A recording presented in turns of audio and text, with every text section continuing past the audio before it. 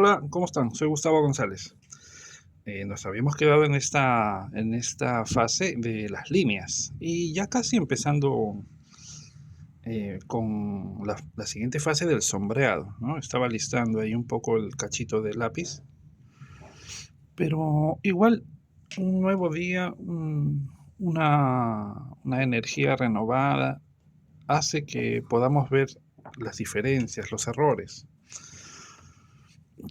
que van a malograr el retrato, ¿no? Y de repente podría ser un retrato de encargo, ¿no? Entonces es mejor tener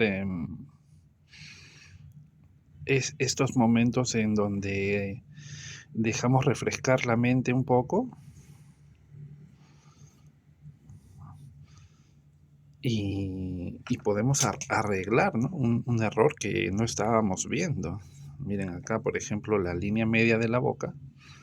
ah, Hay que moverla un poco hacia la izquierda y el ángulo de la comisura un poco más horizontal.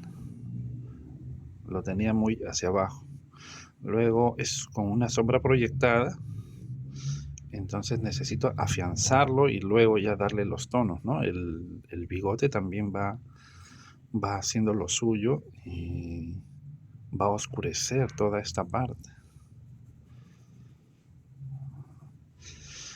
Algo que estaba notando era que a veces nosotros estudiamos por medio de líneas y estas quedan muy reafirmadas, demasiado. Acá no hay una línea fuerte, ¿no es cierto? Entonces, no hay que mentir, ¿no? Dentro de tu mente tienes que decir, bueno, no quiero mentir. Voy a bajarle el tono y, y que solo sea un valor tonal suave, tal vez, ¿no?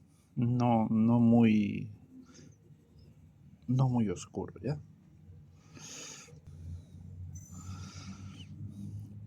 Muy bien, entonces, si, si vamos a ir haciendo ya los valores tonales, vamos a tener una planificación, ¿no?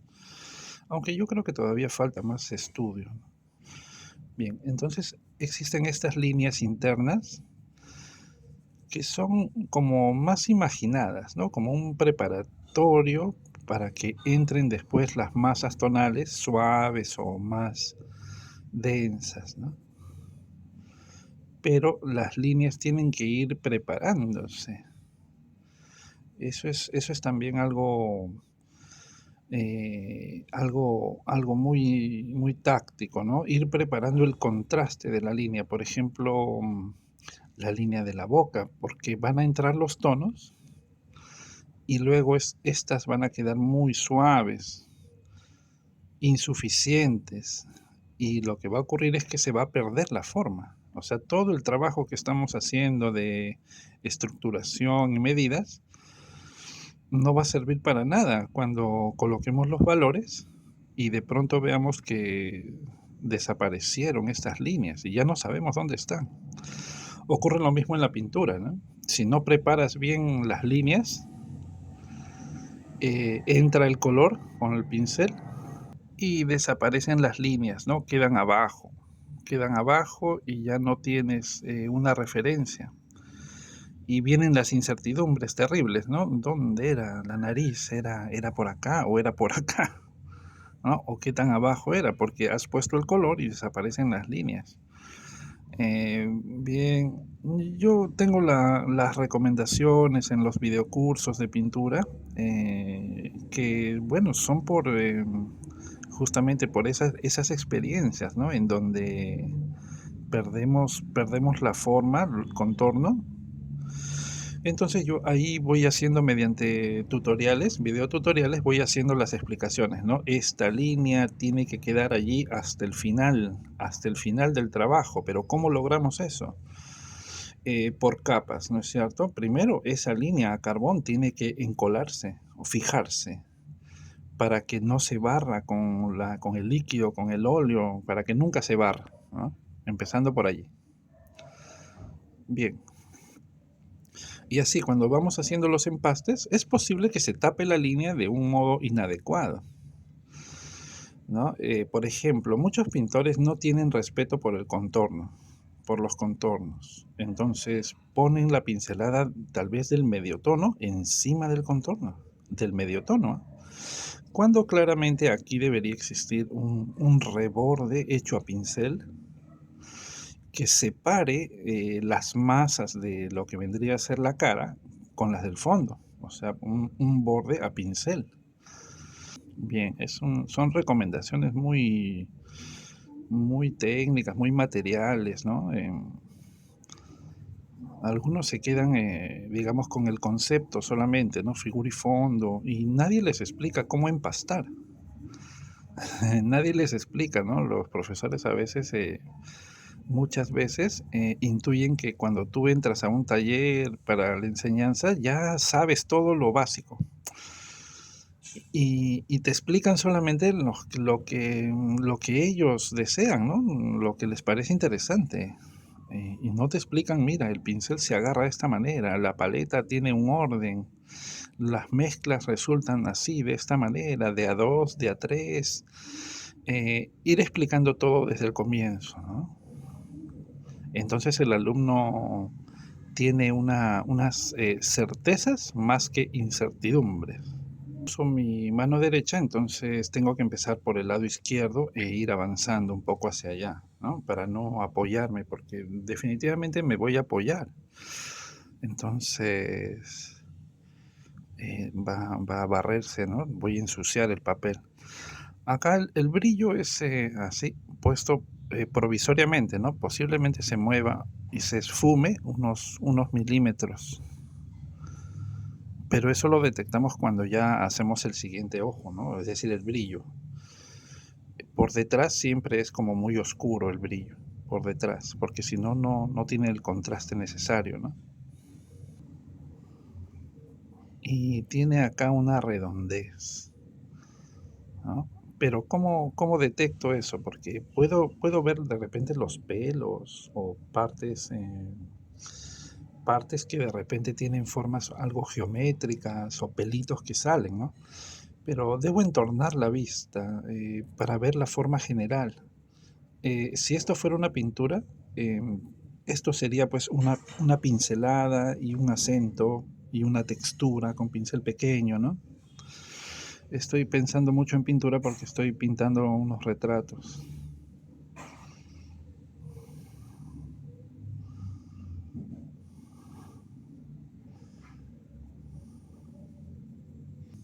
Cómo cambian los mundos, ¿no?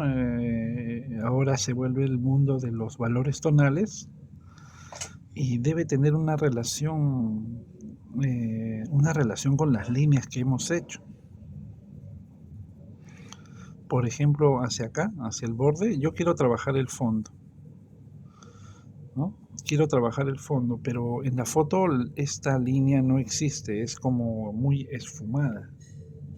Entonces, con un borrador blando le daré suavidad y un manejo ahí del esfumado, del esfumado si es posible.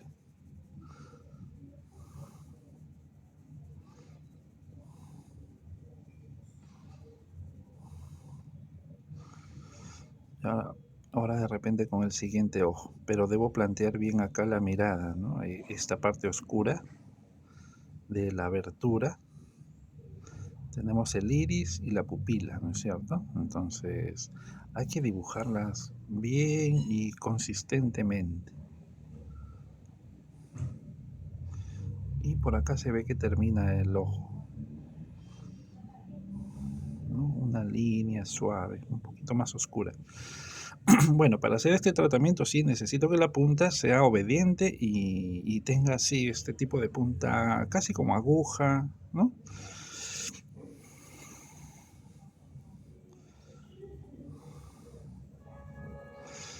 Bien, y en este caso no puedo utilizar esa técnica del bloqueo de luz y sombra duro porque no es una luz fuerte.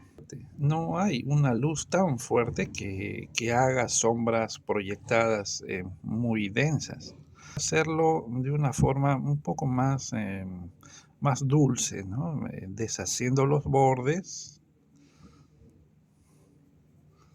deshaciendo los bordes y avanzando desde el mediotono hacia las sombras, ¿no? Algo que habíamos visto, recuerdo mucho, en un video que se llamaba, un video de acá del canal, digo, Sombras de Perugino, ¿no? Un trabajo en un San Sebastián que está mirando hacia arriba y las sombras son muy delicadas, ¿no? Por una técnica de veladuras. Entonces, en el momento del dibujo hay que considerar eso, ¿no? ¿Qué, qué técnica sería la más recomendable para dar la misma sensación de suavidad? Recuerdo mucho cuando vino acá a mi taller de visita la profesora Chipana. Es una artista, trabaja en Nueva York,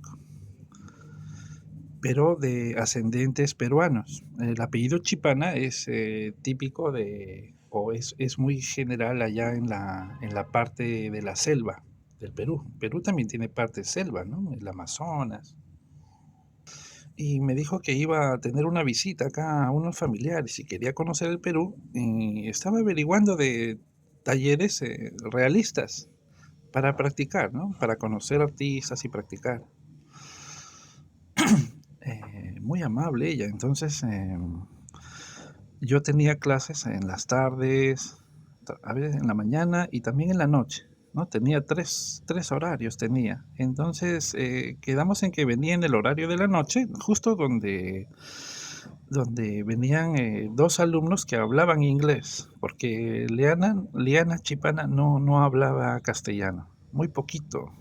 Y entonces mis alumnos Carlos Müller y Chris Barrantes, ellos se hacían las traducciones y ellos también querían conocerla, pues, ¿no?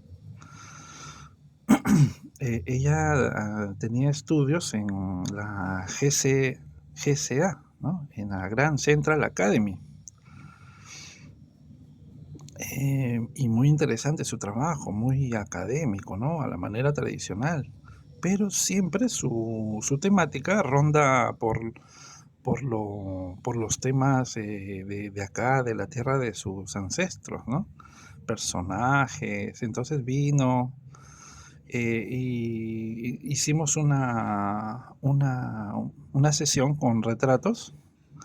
Lo llamé a Ángel, un amigo que le gusta mucho el estilo gótico. A Angelito, ¿no? Si está viendo esto, un saludo, Angelito, un gran amigo.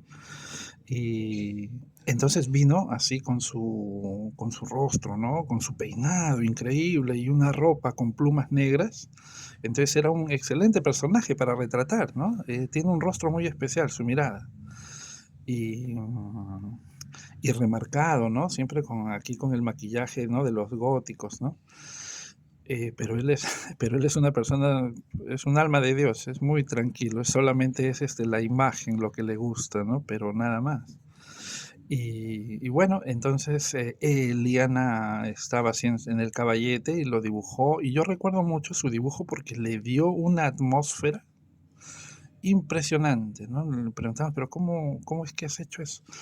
Entonces ella nos contaba, ¿no? Que ponía el carboncillo, digamos, en esta parte, en una sombra, tomaba el borrador blando, lo retiraba y lo volvía a sombrear y otra vez lo volvía a borrar, hacía como un tratamiento así de ida y vuelta, ¿no? Poner, sacar, y iba quedando como un rastro, pero muy suave, o sea, extremadamente suave, que lo utilizaba para profundizar, ¿no? Y yo me quedé pensando eso, o sea, que se dibuja con el borrador.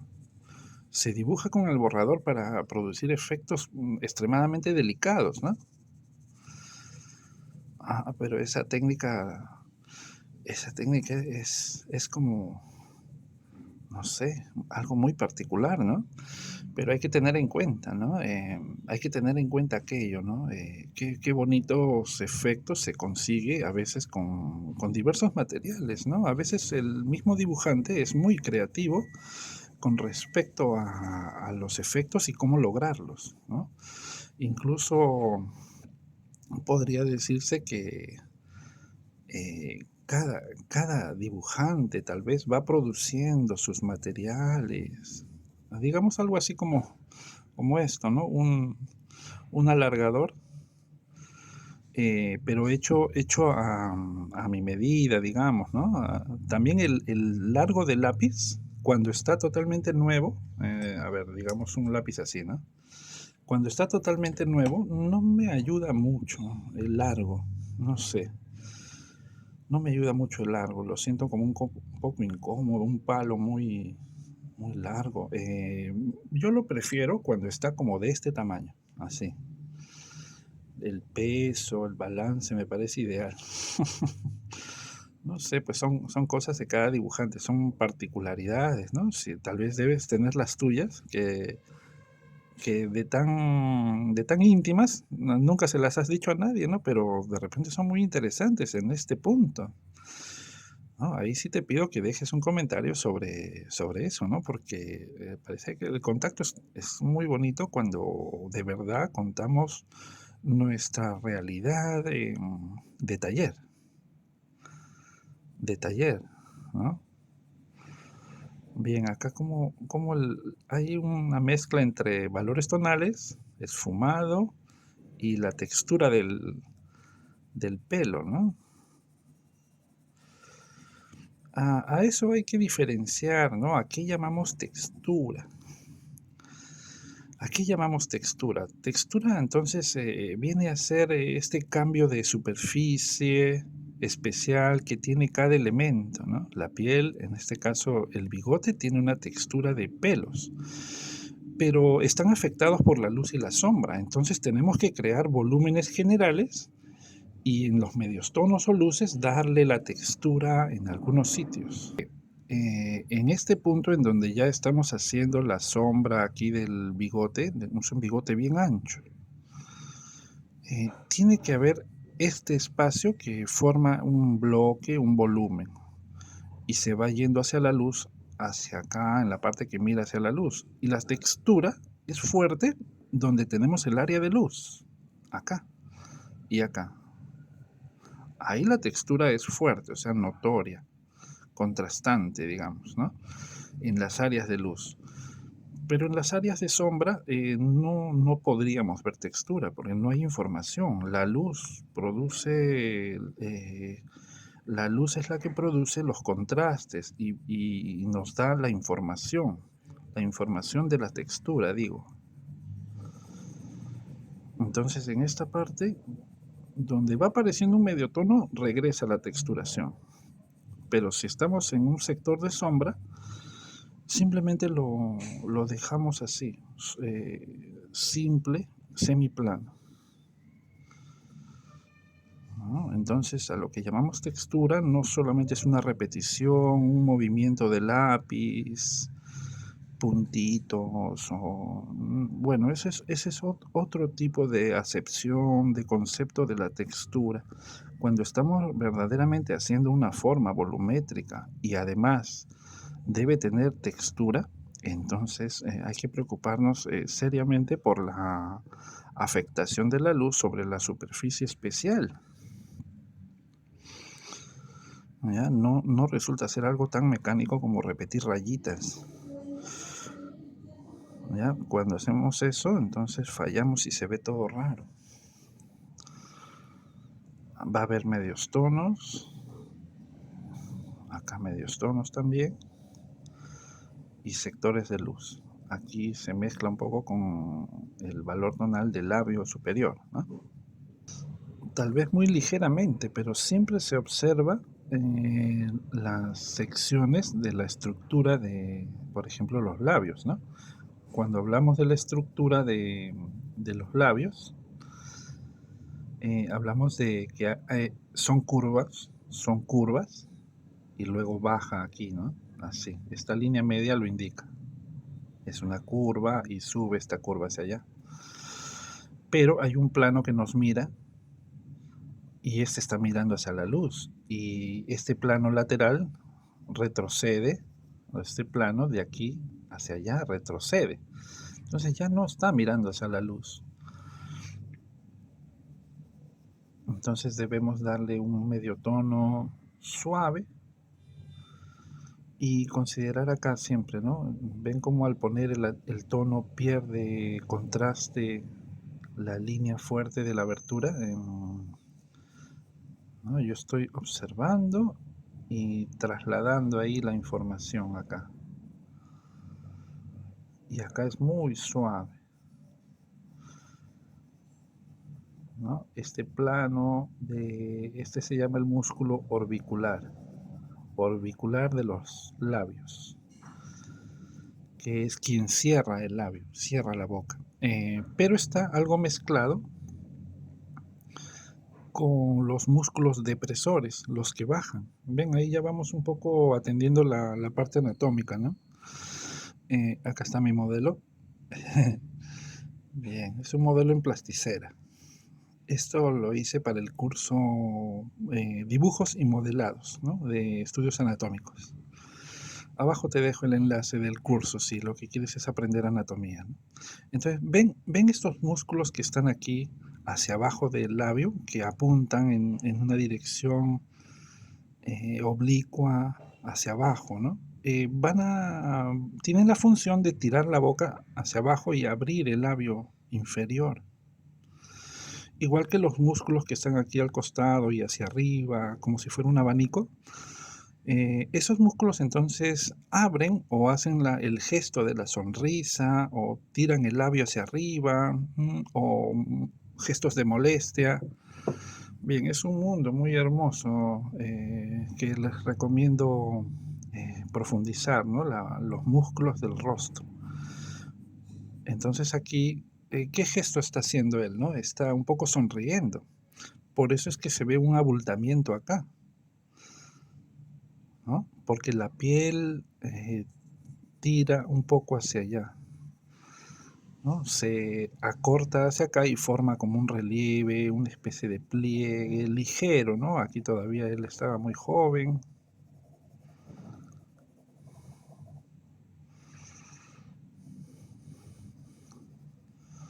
Bien, acá es un efecto de pelos, pero bastante esfumados, ¿no? Es una fotografía antigua, pero todavía conserva esa brillantez, ¿no? Del personaje.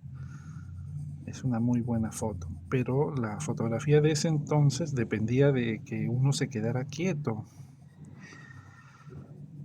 ¿no? Así me parece que eran las primeras fotos. Debías quedarte quieto ahí unos minutos para que la foto quedara sin demasiado esfumado. Bien, acá este punto oscuro marca pues el borde del ángulo, ¿no? Pero es bien suave este plano. Incluso hasta las líneas estorban un poco. Vamos a ver, pero para esconder una línea, lo único que hay que hacer es trazar en el sentido de esa línea. Quiero esconder esta línea vertical que baja, ¿no? La repito a los costados y ya desaparece.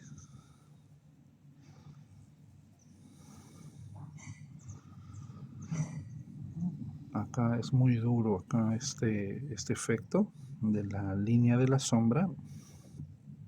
Entonces con la misma punta del lápiz voy haciendo los valores tonales para que desaparezca esa dureza, ¿no? Simplemente esfumar esta parte oscura. La luz viene un poco de arriba, entonces la bolita que se produce acá por las plaquetas, los cartílagos en la aleta de la nariz, ya ahí tiene sentido, ¿no? Pero de volumen. Y limpiar el tono, ¿no? Limpiar el tono, que quede lógico. Bien, aquí en este sector siempre hay como una pequeña sombra del cartílago, ¿no? Que avanza hacia la punta y luego se va oscureciendo hacia el fondo, acá.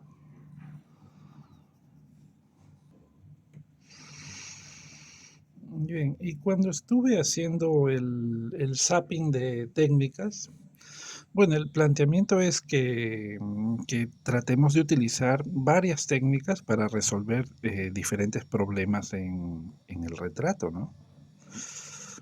Claro, eso podemos utilizarlo para diversos géneros, diversos temas, así sea paisaje o figura humana o dibujo o un dibujo creativo, ¿no? Que no son de repente cosas muy lógicas, pero no interesan. Las técnicas de dibujo igual se van aplicando para beneficio de la calidad de la obra, ¿no? Por ejemplo, una técnica de encaje y trabajo por planos, es decir, la técnica constructiva para sombreados, es algo esquemático, ilusorio. No me sirve para generar sensaciones de texturación, ¿no? De texturación, o sea, para hacer el bigote no me serviría esa técnica. Eh, bien, pero un entendimiento de la estructura por planos así rudimentarios podría ser un inicio. Me sirve acá, por ejemplo. Esta forma es compleja y yo tengo que estructurar en mi mente qué cosa estoy viendo, ¿no? Entender que es un plano que viene hacia mí y que baja y luego retrocede. O sea, son como una, dos planos y después regresa a otro plano hacia acá. Bien, como habíamos visto. Entonces, esas técnicas me ayudan en mi mente a evaluar qué es lo que estoy queriendo expresar. ¿Ya? Es como un actor que comprende a su personaje. Ahí está, algo parecido. Somos como interpretadores de esta forma, de esta realidad, ¿no? De la imagen, pero debemos comprenderla para poder hacerlo honestamente, eficazmente. Entonces, ¿por qué no hablo ni uso nunca la técnica de Loomis, ¿no? La veo por todos lados, pero realmente yo no la uso. Es más, no, creo que si intento hacerla no, no me va a salir. Pero ¿qué cosa resuelve la técnica de Loomis? Poder generar un rostro humano. La idea de un rostro humano que esté bien estructurado, ¿no? Es muy buena esa técnica, no digo que sea mala, ¿eh? Es otra técnica más que mucha gente utiliza. Ahora, ¿dónde a mí no llega a servirme? Pues cuando estoy copiando a un personaje, ¿no? Cuando estoy copiando un personaje. Puesto que si yo utilizara esa técnica, ¿no? Si yo utilizara esa técnica, tendría que hacer una esfera, así, una esfera. Pero esta esfera a mí no me dice cómo es el borde límite real de este personaje, ¿no es cierto? Es simplemente una esfera general. Y no hay nada más impersonal que una esfera. Y es infinita. Entonces, bueno, aparte de eso, ¿no? Empezamos, pero lejos. Empezamos como una estructura, pero estamos lejos. Lejos de esto que estoy viendo acá. Luego estaría la línea media y los cortes, pero esos cortes ya vienen dados por la esfera. Y si yo me equivoco en la colocación y proporción de la esfera, pues ya no me va a salir el eje donde lo necesito. Eh, Creo que hay que tener mucha experiencia para aplicar una técnica así como la de Loomis, para hacer retratos de personas específicas, ¿no? Por ejemplo, este punto de aquí hasta acá es algo que solo ocurre en este rostro. No me sirve un muñeco genérico, me aleja mucho del parecido y siento que yo voy más rápido hacia el parecido por este medio comparativo y de encajes. Ahora, yo he visto pues dibujantes una y otra vez que aplican la técnica de Loomis para hacer retratos. Pero lo que no me gusta es que tienen que borrar demasiadas líneas para proceder con el parecido. O sea, es un ida y vuelta, rehacer muchas partes para concretar. De repente les quedaría la oreja en otro lado y el tamaño de la oreja. ya se parte sobre líneas muy específicas, ¿no? Habría que tener un buen ojo para colocar exactamente la ceja o la boca o el remate de la nariz, incluso los ojos, o sea, los ejes paralelos, colocarlos ya en la proporción que se necesita para este rostro, ¿no? Según esa primera esfera. Y yo lo veo bien difícil, ¿no? Veo que tienen que hacer muchas maniobras para transformar ese muñeco que es genérico hacia algo de parecido concreto hacia el individuo. Pero no sé, podría estar equivocado, ¿no? Si quieres puedes comentarlo. De repente se me está pasando por alto algún elemento más en ese asunto. Es, es un método con el cual estas nuevas generaciones han crecido, es lo que conocen, ¿no? Incluso cuando yo preguntaba ahí en los anuncios de estos videos acerca de cuántas técnicas conoces. Entonces me decían yo la de Loomis nomás, ¿no? Me decían, yo solo conozco la de Loomis. Por eso debe ser, ¿no? Que en las escuelas clásicas no utilizan ese método. Por otro lado, André Loomis escribe sus libros, pero él está pensando en que el público que los va a leer son otros ilustradores. Son otros ilustradores. No pintores artísticos, aunque claro, como todo se vino abajo en el siglo XX, ¿no? En cuanto a la formación artística, pues para muchos el libro de Loomis era como la Biblia, ¿no? O sea, lo único que se rescata. Loomis viene pues de la escuela americana de dibujo, que ha trabajado con el Bargué y conocía mucho esos métodos, ¿no? Pero conforme va madurando ya tiene una especie de estilo que venía también de la fotografía, ¿no? Pero en sus trazos nosotros podemos ver que es él ha partido de la academia. Su tipo de dibujo, su trazo oculto, hermoso, es encantador, ¿no? Como todo dibujo de un buen ilustrador. Entonces, el trabajo del ilustrador es diferente que el trabajo, digamos, plenamente artístico, ¿no? Del dibujante de retratos, por ejemplo, ¿no? Que se basa en un modelo. Muchas veces el ilustrador lo que tiene que hacer es trabajar muy deprisa y sobre ideas que tiene que recrear, inventar. Entonces él tenía ese método justamente para que los dibujantes aprendieran cómo recrear rápidamente un niño, un hombre adulto, una mujer, un anciano, y darles el gesto. Entonces, un tipo de dibujo así acelerado, ligero, efectivo y encantador, como les digo, ¿no?